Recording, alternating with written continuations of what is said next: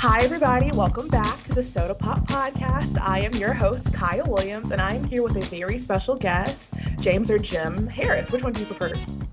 Jim is fine. Okay, Jim Harris. He is our guest. He wrote the musical that's coming to UNA called, I don't want to say it wrong, We'll Meet Again. Very simple. The new American musical. But before we get started, James, can you tell us a little bit about yourself and all the wonderful things you do? Well, I'm actually an attorney by profession, but I have been in a lot of musicals, and my inspiration for writing musicals was my mother, who was a very talented musician and would take me to any musical theater production within 100 miles of wherever I was. And so I grew up with around musicals, and it's been a joy to write these shows and a surprise to see produced in so many places. So it's really been a fun thing. We love. Before we get started, I'm going to ask you, what songs have you been listening to this week? Like, what's been one thing that's been stuck in your head? It could be from the musical, be anything in your daily life. Well, since the musical just had its first performances yesterday, one for the in the morning for the Opelika High School students, and in the evening for the Opelika, Alabama community. I've been hearing the songs from the show over and over. In fact, I hear them at 3 a.m. trying to sleep. I'm serious. So here's some of the songs that I've been, but they're beautiful. They're beautiful. And Mark Hayes, who is the my musical collaborator, is brilliant. I'll Be Seeing You, which is a love song from World War II era, basically two people saying goodbye to one another. It's very lovely. Jukebox Saturday Night. It's a dance number that is used in the show to introduce the immigrant Stearns to the people of Opelika. And a little trivia for you: the man that wrote the music to that also wrote the Auburn University fight song. Oh, yes. So nice tie-in there, because there's a lot of tie-ins to Auburn. And oh heavens to Betsy. I'll give you one or two more. okay. Boogie Woogie Bugle Boy. You Such know a that one, classic. right? Yes. Oh, that's fun. That's lots of fun. And there. Okay, now this is an obscure one, and this is the last one I'll say. They're either too young or too old, which is a song about about the World War II era, where a lady is lamenting that there's no men because they're all overseas, so they're either too young or too old. I either get a, let's see if I can get it's one of the lyrics. I either get a fossil or an adolescent pup. I either need to hold him down or have to hold him up. I love that so much. I have to listen to that. My songs for this week are gonna be 4 a.m. and what is it? It's 4 a.m. and Simple and Clean. I've been listening to a lot of city pop, which is like Japanese pop music from the 80s, and I have been obsessed with it. It's so like rhythmically like addictive, and I can't get over it. So that's what I've been listening to a lot of recently. So, Jim, let's get into it. Let's talk about We'll Meet Again, because if you don't know, it's coming here to the university on September 8th. You can come see it at 7 p.m. It's going to be in Norton Auditorium. Students get in for free, and if you are a general public, tickets are only $30, which is such a good price to probably see this wonderful thing. So what is We'll Meet Again all about? It's inspired by a true story, and the true story is very unique. I knew a man in Opelika, Alabama, named Henry Stern. And Henry had this big, booming Southern accent, and he referred to himself as an Alabama redneck. And he was just a larger than life personality. And then I found out, to my shock, that when he was 5 years old, he was a Jewish refugee from the Nazis. He and his family were born, he was born in Nazi Germany. And there was a relative in Opelika that came over and begged them to get out. And they said, no, we'll be fine. We'll be fine. Well, something happened and they became terrified and they got out on the last boat, sanctioned boat that left Nazi Germany with Jewish passengers. So they made it just in time. And they were actually given a hero's welcome in Opelika. And he lived here his entire life and became known as Mr. Opelika. And near the end of his life, he makes a remarkable discovery. He thinks his entire family has perished in the Holocaust. And he makes a remarkable discovery 67 years later. And if you want to know what that remarkable discovery is, please come to see We'll Meet Again at Norton Auditorium. And on September 6th at 7 o'clock. If for everyone who doesn't know, Opelika is a town in Alabama. It's like located right outside of Auburn, almost, or like right before Auburn. Very beautiful town. I've been there before. Lovely town. So my question is, like, how did you meet Henry? Like, how did you learn his backstory and history and all of those fun things? The funny thing is, we would go out to eat at the Elks Club a lot, and Henry, before I knew his background, would always be the one to tell us what to get out of the buffet. And again, he had this big Southern accent. He'd say, "Try the collard greens, but steer clear of the cream corn." and so. So I was just astonished when I heard his story because he seemed like such a Southerner. And so I actually read a paper that a high school student had written about him. And I learned more about his story. And then they had this remarkable event near the end of his life. And I saw the video of that. And I said, this is just too good. This is it. This is the story. I was looking for a musical that would focus on the World War II era. And the way you do that, the way you focus on a time period is you look at the people. You don't look at the event's too big, it's too huge. So you look at individual lives. And I thought this was a very unique angle, and I'm just so gratified that people have identified with it, including Coach Bruce Pearl. I love that. One thing that I really stood out to me when I was learning about the show is the title New American Musical.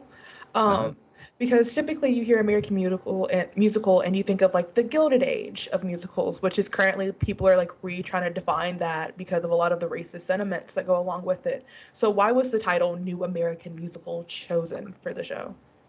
Well, because one reason is because we wanted to differentiate it so that it was clear that this was there are things out there that are titled We'll Meet Again, and we wanted to make sure that this was differentiated as a new American musical. Some of them are from England, by the way, because that song, I believe there was a song called We'll Meet Again that I believe originated in England.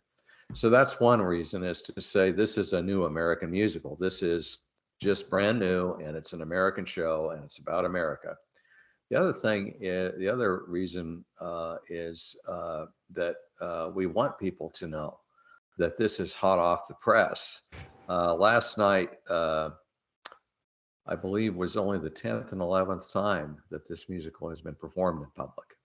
Mm-hmm. So it's brand new American musical. When did you write this show? I started writing it. It's had a long history. I submitted a one-page summary sheet to the Barter Theater, which is a state theater of Virginia, and they accepted it. But then comes the hard part.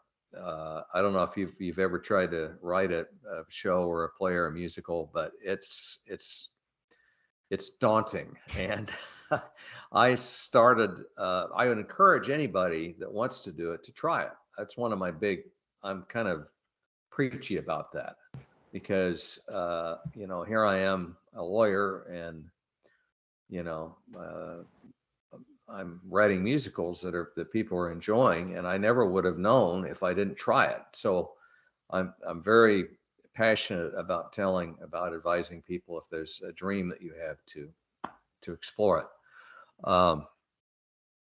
But the first thing I did was I went to Germany to research research where this family came from, and met a gentleman that actually had known Henry before he came over. He was in his 80s. Henry sadly passed away about 5 years ago, and so I wish he would have lived to see this. But his kids have seen it and enjoyed it, and some other family members.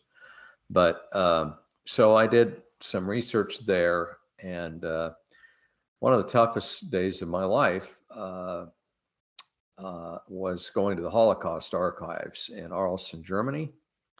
And I hired a tour guide that connects people to find their Jewish heritage, and particularly Holocaust heritage. And she had, when we came in to the archives, they had the Stern family papers all laid out, and it's tough. But anyway, we've tried to tell that story, but I want to emphasize that the story is fun. I mean, there's some tough parts. I don't want to, there have to be. Yeah. But it has an uplifting ending, and there's a lot of humor in it too. There's a lot of laughs. Yes. And the music is great. Yes. You'll be tapping your toes. One question I have for you is, you also wrote a show called The Civil War Voices, which is also about like a minority group, from what I've read about it. So like, correct me if I'm wrong. It's stories of 5 people that lived through the Civil War. It does tell, I think the story you're focusing on is a remarkable story involving a lady named Elizabeth Keckley, who was born a slave, bought her freedom, and then went to Washington, D.C. and became the personal assistant and confidant of the First Lady, Mary Todd Lincoln. So there are soldiers, there are ordinary individuals, and and again, it's music from the period. So, what inspired you to do like more war like type pieces, specifically? Because I've noticed a theme between the two. Well, here's the reason: is that wars inspire passion, and they tend to inspire really great music. And you don't think about that, but it does. I mean, you start focusing on it, and the music of World War II is just great. And also, I like to focus on individual people, and in these cataclysmic events. I would like to write a musical that isn't about war someday. Some smart aleck once said, "What's next? The War of 1812?" I said, I don't think there's any good music from the War of 1812. So anyway, but that's a good question, and that's the best way I can answer it. No, I understand. People's lives are constantly affected, and they make wonderful stories, sadly, but they make stories that are amazing, and creativity does draw from war. That's how we've gotten a lot of good music, a lot of good industry booms like fashion and technology. War does create a lot of things. You constantly bring up how music drives your life. If that's why you chose to do a musical over a play, because I know, like me personally, I'm a person who prefers plays over musicals, even though I love music. Why is that, you're asking? Yes. I just have a passion for it. My mother was a huge influence in my life. She I will brag on her. She was a very modest person and wouldn't tell you this, but she was a Juilliard educated violinist and uh, got a master's degree at Columbia and studied with Shasta Jacobson, who was one of the great violinists of the 20th century. And so she was a remarkably humble person, but she and I didn't even realize it growing up that I was surrounded by all this wonderful music. But I think that her inspiration has driven me to do these things.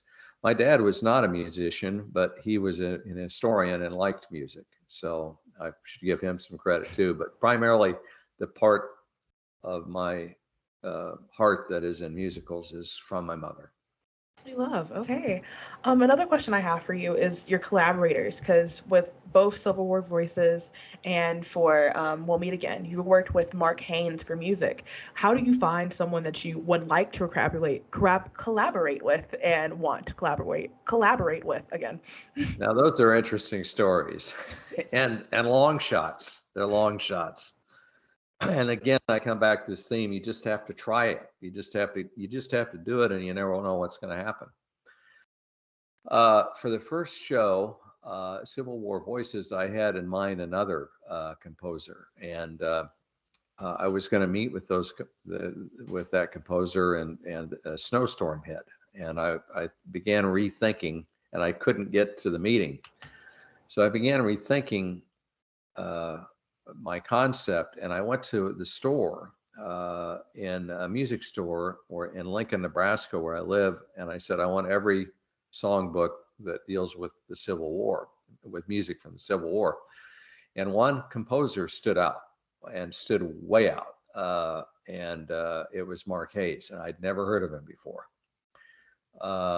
And so I called him, and out of the blue, and I said, Mr. Hayes, my name is Jim Harris. You don't know me. I'm falling in love with your music. I'm begging you to have a meeting with me. I've got an idea. And he did. He agreed. And I think was a little, what is this man all about? But by the end of it, we hit it off, and it was the best move I ever made in terms of the music field, because we've become really good friends. He's a very wonderful man and a brilliant composer. And so when it became time to write the second one, there was only one person I was going to ask to work with, and that's Mark.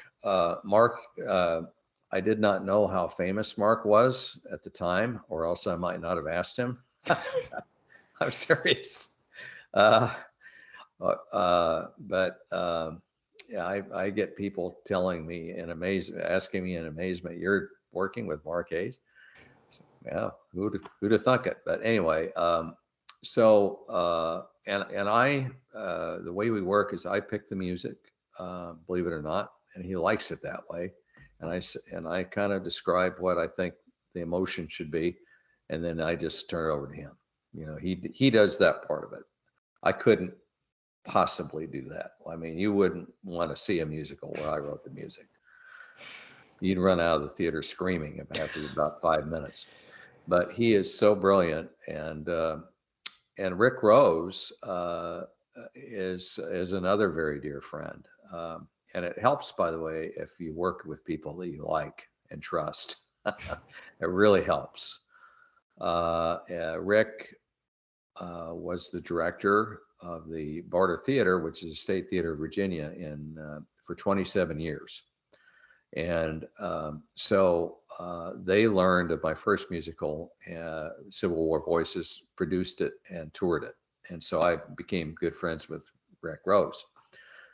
So when it became time to submit the show, to submit an idea for the second show, I submitted it to Barter, and so they accepted it.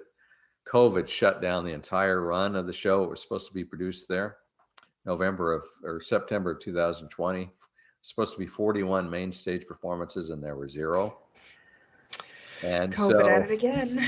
we went to Savannah. Another friend owned a theater in Savannah, and we talked him into letting us do it. Thank heaven. There, that's where it had its world premiere. And Rick had since retired, and he became my director. And his wife Amanda is the costumer and the choreographer. So you get this whole package. You get a director, you get costumer, you get a choreographer. So they have worked incredibly hard on this tour. Oh my Lord, it wouldn't be happening without them. If you guys don't know, on the September 7th, the day before the show, both all Jim, Mark, and Rick are coming to teach master classes about different topics. Mark is going to do one about music. Rick is going to do one about directing and the whole process of that. And you're doing one on page to stage, and this will be about playwriting, correct? That's correct. What is a little bit that will be like? Can you give us a little sneak preview about like some of the topics you'll be covering in that class? Well, what I'm going to do is I'm just going to tell my experience, because I think that extrapolating my experience can maybe help people just understand what one person's journey is. So I'm just going to talk about how I went about it, and maybe people will feel better to understand how many failures I had. Like the first script I submitted to the Barter Theater, their reaction was, nice try, you know, Yeah. and you just have to keep writing and rewriting. So I'm going to focus on my journey, and hopefully that will help people if they're interested in getting into this type of thing, or interested in creative writing. Hopefully that will help them understand how to go about this process. Yes, if you guys want to come to that, that will be September 7th at 2 p.m. in Westland Hall to see the Page to Stage with Rick. We will have the Creative Process Masterclass with Mark Haynes at the same time at 2 p.m. at the Music Building Recital Hall. If you want to see the one with Richard or Rick, will be in the George S. Lindsay Theater, and that's about the whole behind the scenes process of theater, from technical to anything you can think of. So I want to thank you, Jim, so much for being on here with us today. To close us out, every week we do something that we call a Fizzle Down Feel Good. And it's just one good thing that's happened to you this week, one thing that you're grateful for. I know for me this week, it's been the weather, because it's been so hot, but currently it's overcast and it's only 70 degrees instead of like 95 degrees. And I am so grateful for it. Well, I'm grateful for a successful premiere yesterday. I'm grateful for the support of Bruce Pearl, who has just been unbelievable as sort of the sponsor of our tour. And I'm grateful for people who've worked hard on this show, like the cast, like Rick, like Mark. I just am. There's a friend of mine in the name Professor Rob McKercher, who's really helped me with the writing process. I'm grateful for a lot of things, because I've got a lot of things to be grateful for. That's amazing. I hope everyone who's listening has learned something and will hopefully come and see this wonderful show. Thank you all so much for listening. Come out September 8th at 7 o'clock to Norton to come see the show, or come to one of these wonderful master classes at 2 p.m. on September 7th. Until then, we will see you guys in the next episode. Bye!